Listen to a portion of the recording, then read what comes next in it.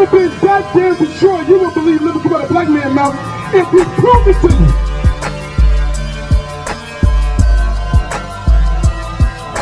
Why is we still destroyed? Because our people have not learned the truth.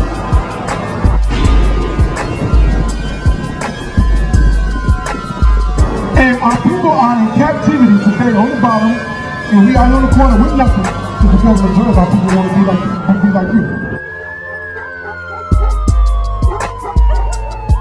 You know, we are your teachers that you so-called blacks, you so-called Latinos, you are Israelites. Giving all praises to the Most High God and His Son, Jesus Christ. We are Israel united in Christ. We are here on 95th in the damn rhyme to teach you so-called blacks, you so-called West Indian, Haitians, you so-called Latinos, you so-called Native Indians who you are according to the Bible.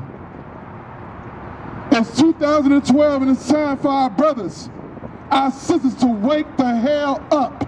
Right. The reason why our people are on the bottom is destroyed because they have no identity.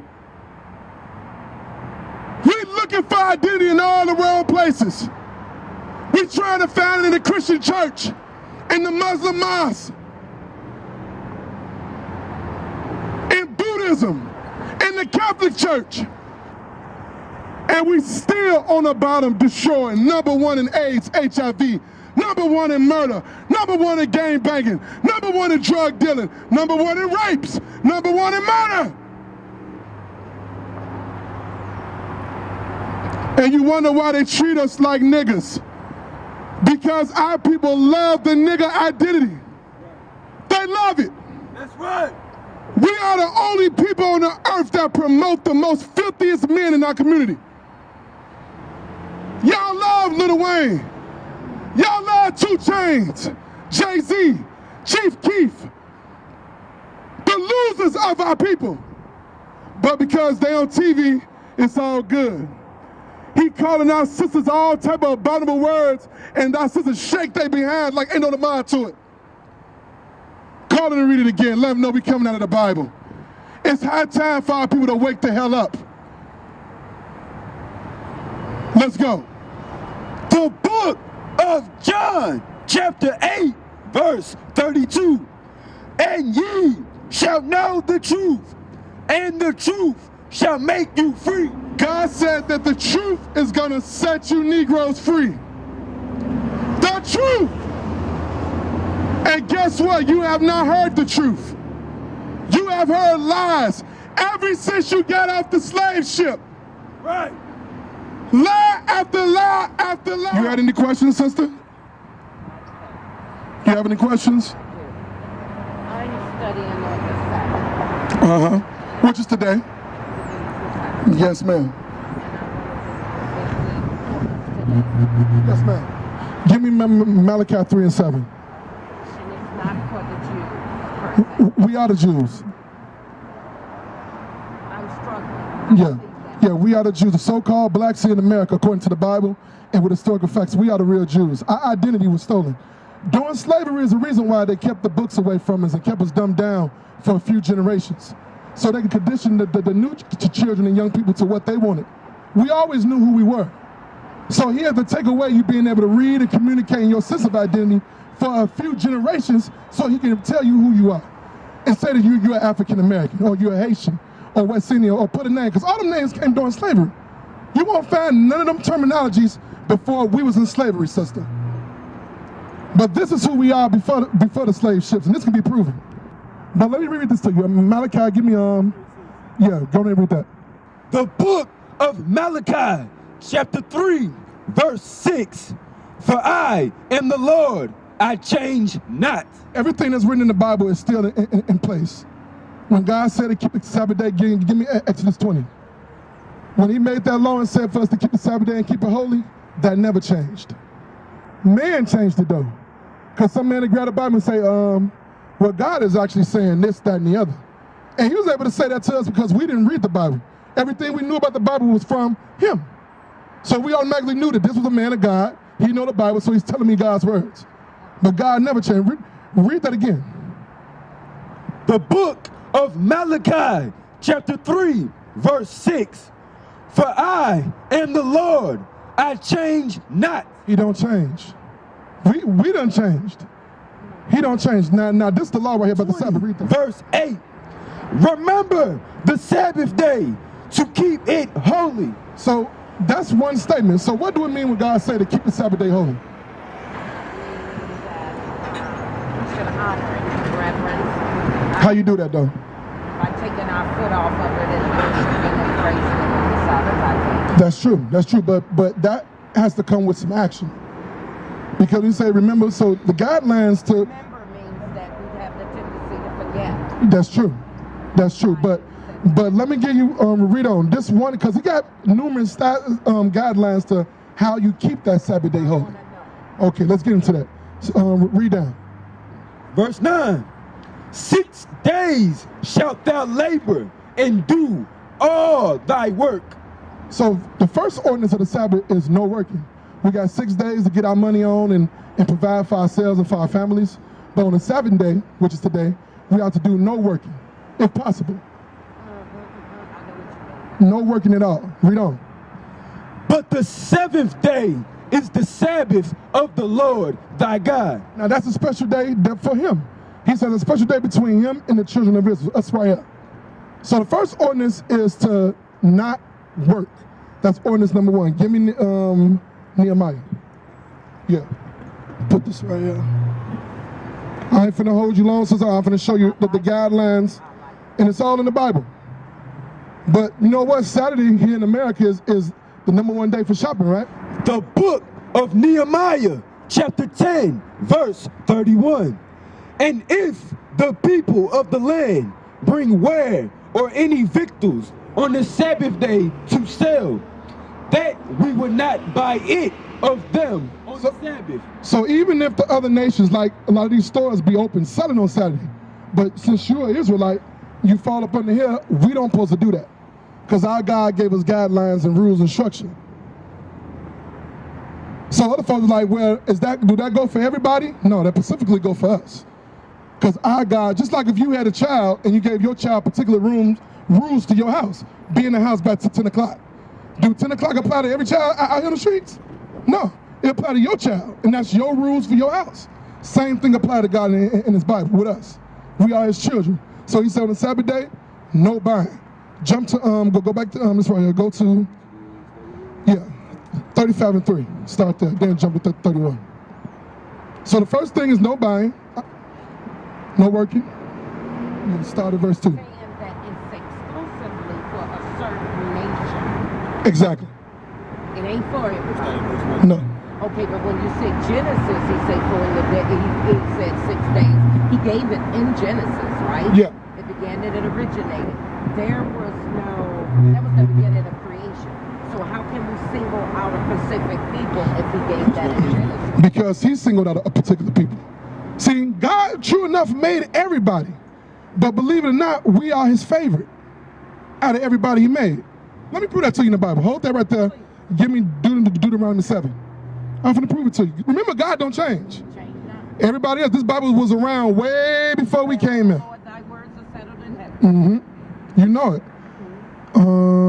Start at verse 6. The book of Deuteronomy, chapter 7, verse 6.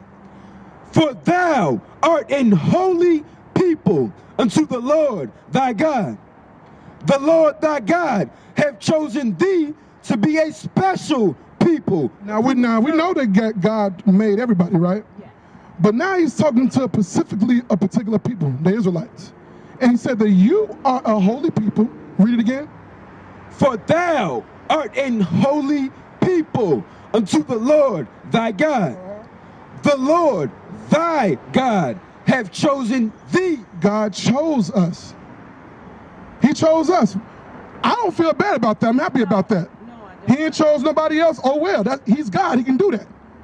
And we have to accept that and quit trying to include everybody in it. Because he didn't do that. He chose you, go ahead, to be a special people. We are a special people. Go ahead.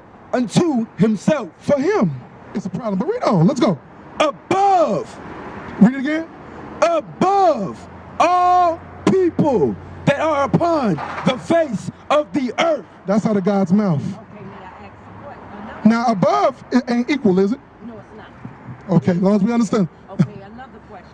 Then the quote-unquote for teaching purpose Jewish people that we know to be Jewish people, why does prosperity follow them and no one else? Oh, excellent question.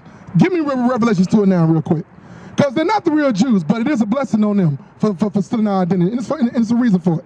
But let's go here first. Now, I'm going to prove that answer that question you just had. Yeah, read that. The book of Revelation, chapter 2, verse 9. I know thy work. Now, this is God and Jesus Christ speaking to us. Go ahead. And tribulation. So he's talking to, he said, I know thy works and thy tribulations. Read on. And poverty. God knows the condition that we in. Because so-called blacks, we're the most poorest folks on the world. Go ahead. But thou art rich. We are rich because we are the Israelites. And all the beautiful promises that's written in the Bible is going to come to us if we repent and keep God's laws. We know. And I know the blasphemy. Now, you know, blasphemy is the highest level of sin before God. Go ahead. Of them which say they are Jews. Who's saying that they are the Jews? The so-called Jewish folks. Even the name alone condemn them. How can you be Jewish? Remember, you can't something be blackish. Blackish means it's not really black, but it's kind of like black. So they're saying that we are kind of like Jews. No, you're either a Jew or you're not. But read that part again. And I know the blasphemy of them which say they are Jews and are not. That was written in the Bible. God knew that they was going to come up, a time was going to come when they was going to steal our identity and say that they was the Jews. But he said, look, they are not. Read on. Who are they? But are the synagogue of Satan. They are wicked. The top wicked on the earth. Now, you give me Deuteronomy 28:15. Now, you said the reason why is they so prosperous on the earth. I'm finna just show you why. I'm finna show you why. You take your feet up off my Sabbath, he'd say I would cause you to ride upon the clouds, but I wanted to know. Right here. Give me start at verse 15.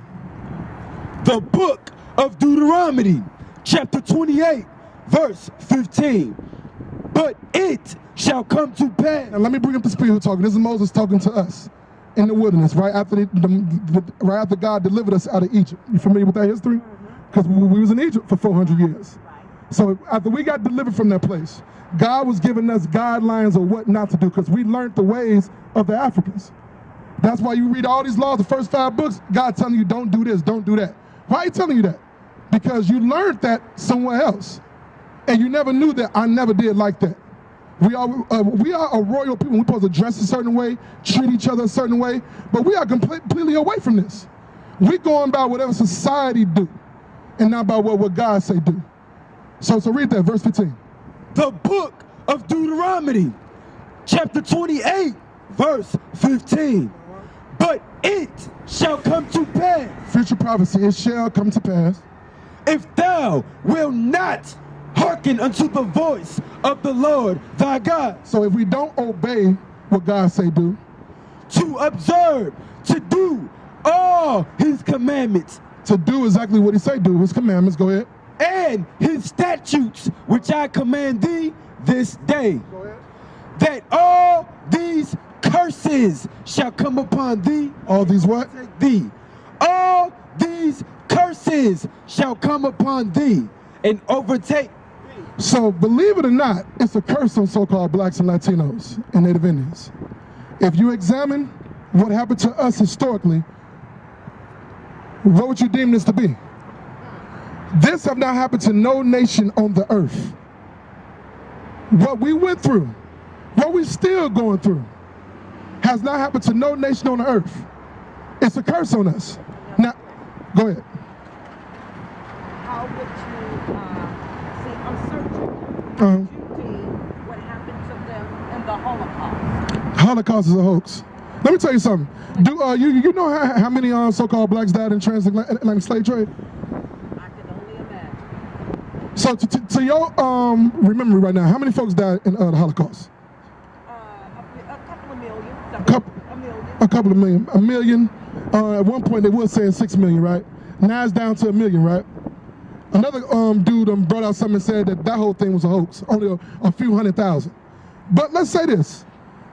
According to historical records, when you type in the transatlantic slave trade, 100 million blacks died just coming from Africa to here, the lands of America.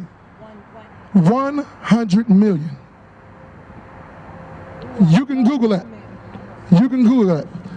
When the so-called Spaniards, the conquistadors came over to America and the Native Indians was here, 70 million Native Indians was killed here for them to take this land.